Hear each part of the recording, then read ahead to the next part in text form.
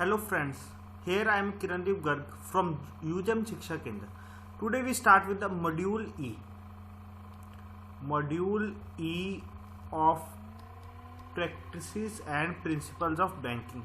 Basically this is the new module added last year. First time in May 2019 exam. So in the last lecture basically we have discussed the detailed syllabus.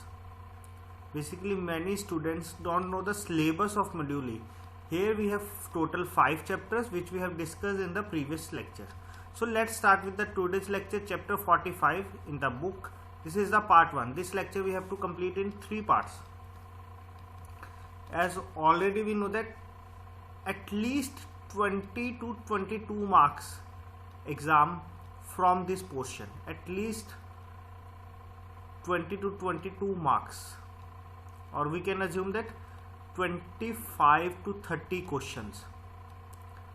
Last time in November 2019, many students not able to pass this exam.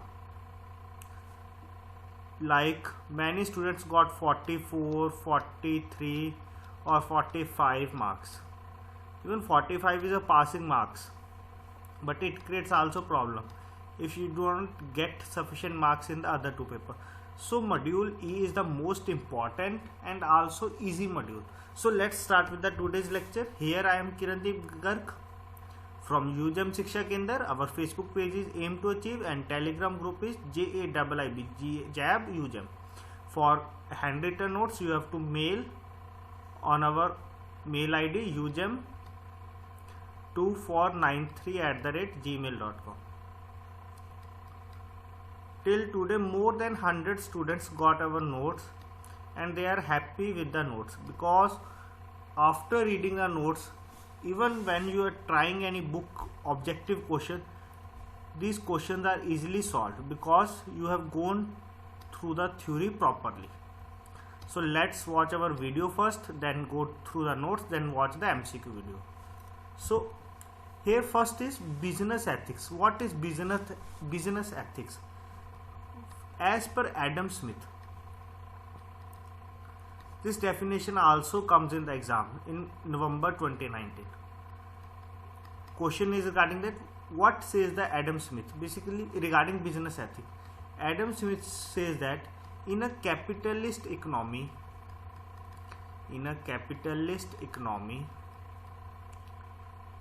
both customer and industry, basically in a capitalist economy, both the customer and the industry are coexist for the benefit of each other. It means both the customer and the industry in a capitalist economy are coexist for the benefit of each other. Basically ethics involves both internal stakeholders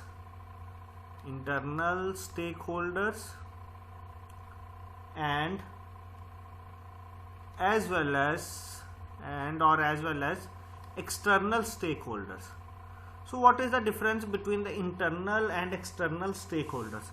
Internal stakeholders basically the employees of the company, and the external stakeholders basically means investors who invest in the company, or leaders, or customer. So this is the difference basically. Ethics involves both internal stakeholder as well as the internal stakeholder. External stakeholder basically means investors, lenders, or the customers, and the internal stakeholders basically the employees of the company. So further, what are the principles of business ethics? Basically business ethics has some principles. Basically they are 7 in number. Last time 2 questions come from this. First of all they ask, out of the following which of the following is not under the principle of business ethics. They have given 4 options, A, B, C, D, and 3 are the principles of business ethics and 1 is not. So this is the first question, and one question is from the fairness, basically one of the principles. So let's start with the 7 principles. First principle is dignity. Dignity means basically to treat each other, basically to treat each other with the respect. Basically dignity means to treat each other with the respect regardless of difference. Basically means regardless of difference. You have to assume that there are no difference between the two individuals. This is the meaning of dignity, which is basically means which is treating each individual as an end. This is the important thing, which is treating each individual as an end rather than as means of end. After that, courtesy is the major element of dignity. Basically means to treat each other with the respect. So second principle is honesty. What is the meaning of honesty? Basically in business ethics, honesty means truthful and straightforward. Basically, honesty means truthful and straightforward. Integrity is also linked to honesty. Integrity basically means in Hindi ekagrata. Integrity is also linked to honesty. So where is business ethics involves regarding honesty? Or a firm needs to be honest. Basically a firm needs to be honest where in various situations. Honest in various situations, like, so in various situations, which are the situations? Like publishing, advertisement or financials. Basically financials basically means their annual statements to investors or filling tax returns of their employees. These are the some specific words which are given in our book. So we cover all these words, basically publishing, advertisements or financial statements to investors or filling tax returns.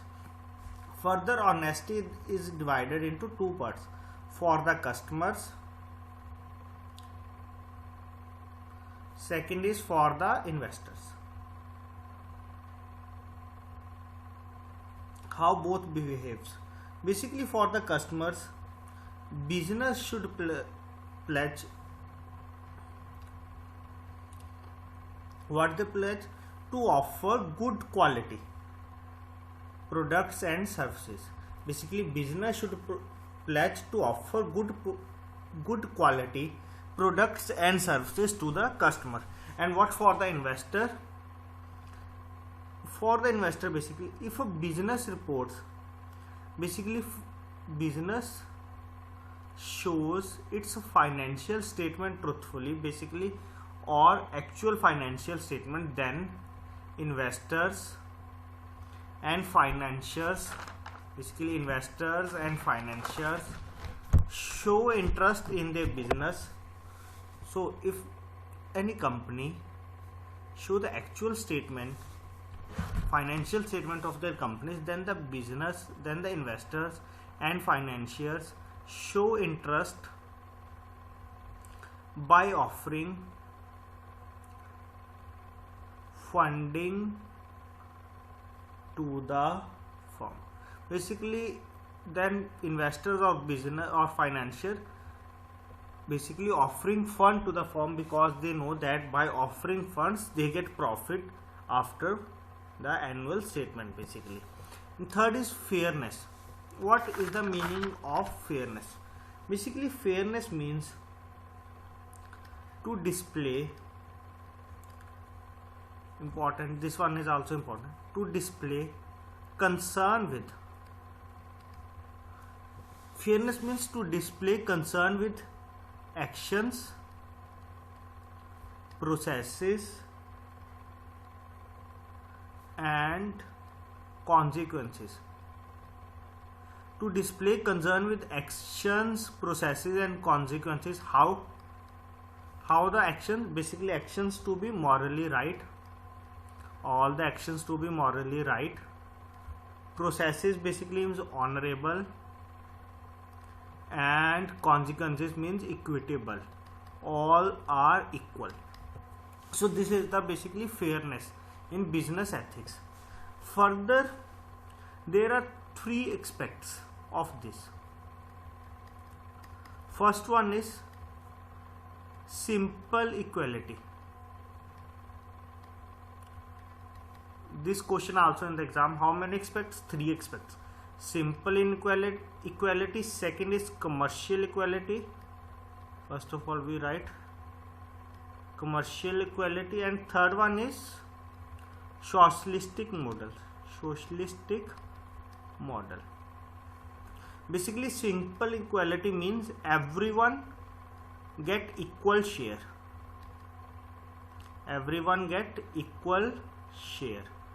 Commercial equality means people get share as per their contribution. Commercial means as per their contribution, people get share. Simple equality means everyone get equal share, and socialistic model means people get share according to their need. So people get share according to their needs. Basically these are the three aspects in fairness of equality. So further, fourth one is the openness. What is the meaning of openness? Openness basically means the things are supposed to be, basically means to show the things which are there actually, not to hide the things. That means basically the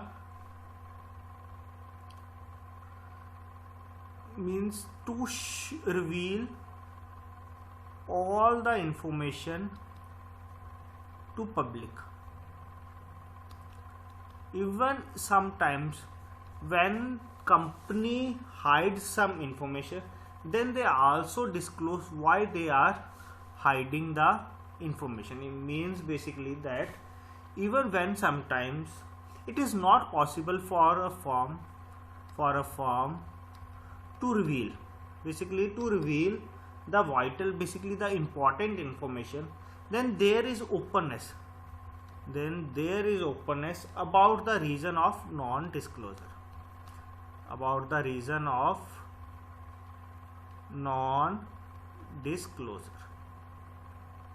So this is the meaning of openness. Further is reputation. Very simple word, reputation. Reputation means basically the goodwill of the company.